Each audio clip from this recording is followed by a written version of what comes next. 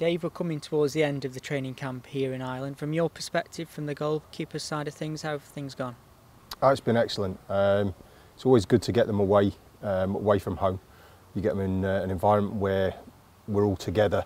They're not thinking anything other than Stoke City. And the goalkeepers have been brilliant this week. We've gone through a lot of different topics.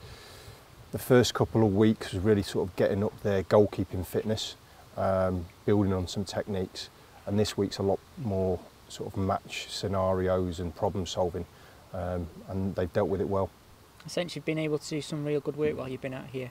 Yeah, and I mean the facilities have been great, which always helps, but it's just having that time with them, not just on the field but off the field, so we can talk about different things. And you know, of an evening where they'd usually be at home, I'd be at home, it might be we just catch a few minutes with each other and chat about something that's come up in the day or something that's going to come up in this season.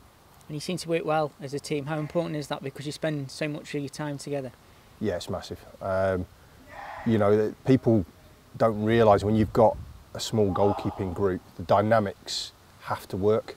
You know, there's 3 or 4 of you working at any one time. You know, the most we'll ever have if the young keepers come up is 4 or 5 with us.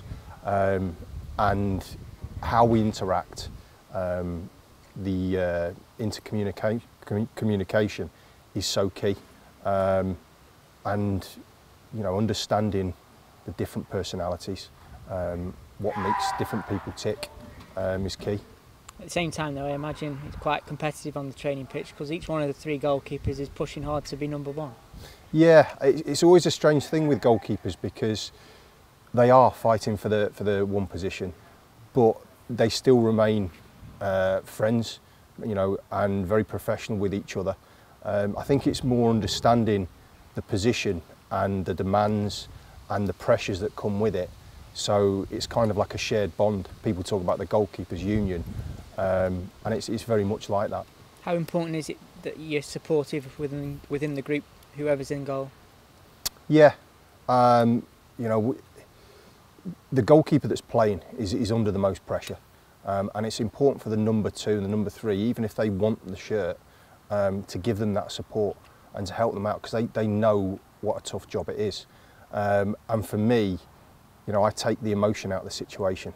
Whether we win, lose or draw on the Saturday, you know, whether they've had a great game or a poor game, we won't address it until the Monday after the game. I take the emotion out of it, and we just talk about the cold hard facts, the tactical and the technical, and just take out any sort of bad feeling. For you personally, you've been at the club, what, 2.5 years now, I think it is. How have Yeah. you found your time here? It's great. It's great. Big thing coming into the club was knowing the history. I mean, for me, the greatest English goalkeeper that's ever lived is Stoke City.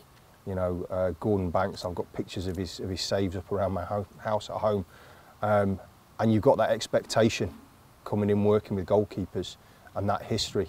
And I remind the goalkeepers that I work with here about that. So that was a big thing coming in. The manager has got so much enthusiasm and belief and drive to bring the club back to where it deserves to be, and that was key to me. But it's a massive club. I've worked with a lot of clubs, but you've got real fans here who are passionate about their club, passionate about their city, and it means a lot. So there's a lot of pressure and expectation with that, and I've seen that over the last 2.5 years, but it really pushes you on to get the best out of yourself and the best out of the keepers. In terms of challenges within the job, about a year or so ago we had a situation where we got through quite a few goalkeepers because of injury. How, as a goalkeeping coach, do you deal with that sort of situation? The first thing is you've got to have the same level of work for all of your goalkeepers. So your focus will be on your number 1 coming into matches, but you need to be spending plenty of time with your number 2 and your number 3, because at any point in time, you know, it could be injury, loss of form, or suspension. You've got goalkeepers having to come in, and we had that where suddenly we've gone, you know, we've lost 2 goalkeepers in the sake of a few days, we had a youth team goalkeeper go down injured. We then bring in another goalkeeper who gets injured on his first day. You've got to look after all of them so that they're all ready. And that's something I've learned over the years. It's happened to me before, and these were freak injuries. Just unfortunately, they happened at the same time. But everybody's got to be ready. And like with Frankie's number 3 at the minute, but I know at a drop of a hat, if we lose the first 2 goalkeepers, I trust that he will be ready to come in and play and do the job to the best of his ability. Touch wood, you're going to have a settled group this season, and you must be pleased with the options that you've got. Yeah, I am. I think that with Joseph, he's starting to come into his own now. People forget he's still a young goalkeeper.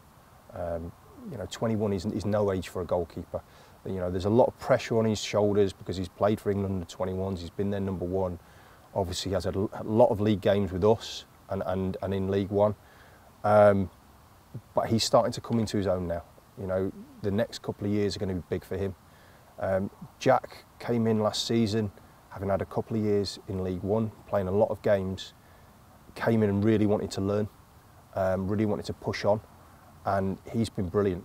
The workload that he's taken on, the improvements that he's made physically, technically, tactically across the board has been outstanding. And Frankie, for me, the final piece of the jigsaw, his experience, the amount of games he's played, the personality that he has around the place, helps to bind that 3 together. In terms of the future, you've got people like young Tommy Simpkin. How excited are you about his future? Yeah, very. I mean, we talk about Joe being a young keeper. Obviously, Tommy's a baby really in goalkeeping terms, but he has got a real chance with his ability. You don't know over the next few years how whether that's going to come through completely. But everything that I've seen and everything I know, my experience, I would say that he's got a chance of being a very good professional goalkeeper. He's worked with us last season in a number of sessions. Hopefully this year he'll have plenty of games with the 23s. Might get the opportunity to go back out on loan at senior level. I don't expect him to be around our first team setup for a few years. He's got a lot to learn, but I think it's quite exciting when you've got talent like that in the building.